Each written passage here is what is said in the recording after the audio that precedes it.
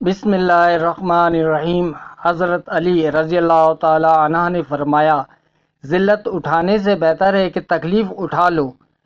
جو شخص سجدوں میں روتا ہے اسے تقدیر پر رونا نہیں پڑتا۔ اپنے اندر پرندے کی طرح عاجزی پیدا کرو جو آسمان کی بلندیوں کو چھو کر بھی اپنی گردن جھکا کر رکھتا ہے۔ مردانگی کی بہترین سطح یہ ہے کہ مرد کی وجہ سے عورت کی آنکھوں میں آنسو نہ آئیں۔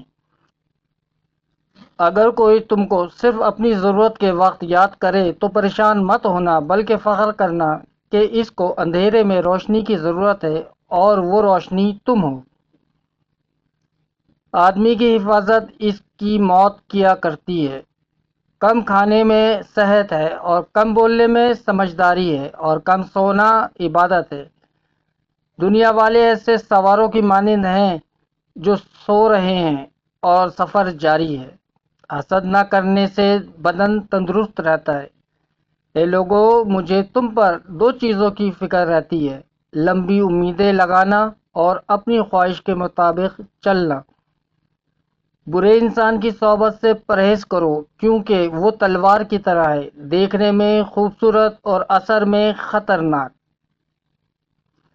کبھی بھی اپنی جسمانی طاقت اور دولت پر بھروسہ نہ کرنا کیونکہ بیماری اور غربت آنے میں دیر نہیں لگتی۔ اپنے وہ نہیں ہوتے جو رونے پر آتے ہیں، اپنے وہ ہوتے ہیں جو رونے ہی نہیں دیتے۔ ہمیشہ سچ بولو تاکہ تمہیں قسم کھانے کی ضرورت نہ پڑے۔ اس شخص کو دوست مت بناؤ جو کسی محفل میں آپ کو شرمندہ کرنا چاہے وہ مذاق میں ہی کیوں نہ ہو۔ رزق کے پیچھے اپنا ایمان خراب مت کرو کیونکہ رزق انسان کو ایسے تلاش کرتا ہے جیسے مرنے والے کو موت۔ اچھے وقت سے زیادہ اچھے دوست کو عزیز رکھو کیونکہ اچھے دوست برے وقت کو اچھا بنا دیتے ہیں۔ ہمیشہ اپنی چھوٹی چھوٹی غلطیوں سے بچنے کی کوشش کرو کیونکہ انسان پہاڑوں سے نہیں پتھروں سے ٹھوکر کھاتا ہے۔ جس زبان سے جھوٹ نکلنا بند ہو جائے، اس زبان سے نکلی ہوئی ہر دعا قبول ہوتی ہے۔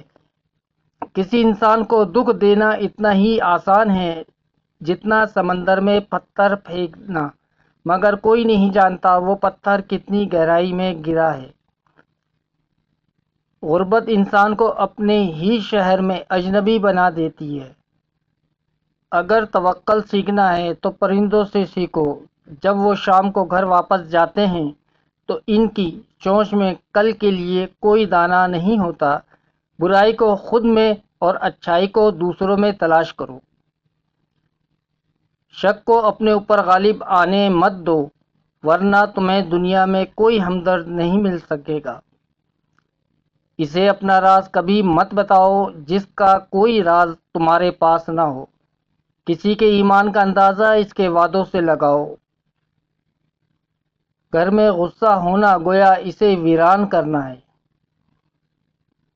دنیا تمہیں اس وقت تک نہیں ہرا سکتی جب تک تم خود سے نہ ہار جاؤ۔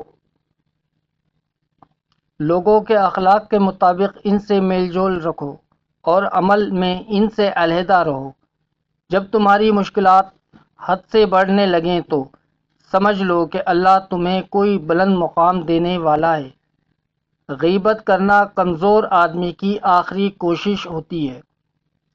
زیادہ سوچنا انسان کو ختم کر دیتا ہے۔ بس دعا کرو اور اللہ پر چھوڑ دو۔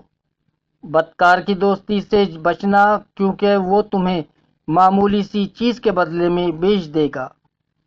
انسان کی تمام پریشانیاں دو باتوں کی وجہ سے ہیں: تقدیر سے زیادہ چاہنا اور وقت سے پہلے چاہنا۔ جس آدمی کی زبان خراب ہوتی ہے اس کا نصیب بھی خراب ہو جاتا ہے۔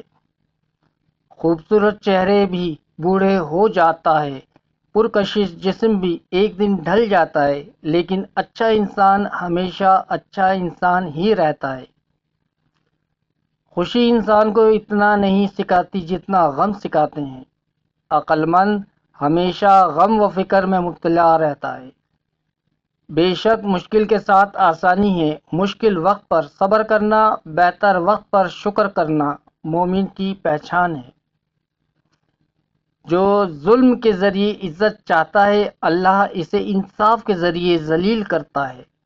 جو ذرا سی بات پر دوست نہ رہے سمجھ لینا وہ کبھی دوست تھا ہی نہیں۔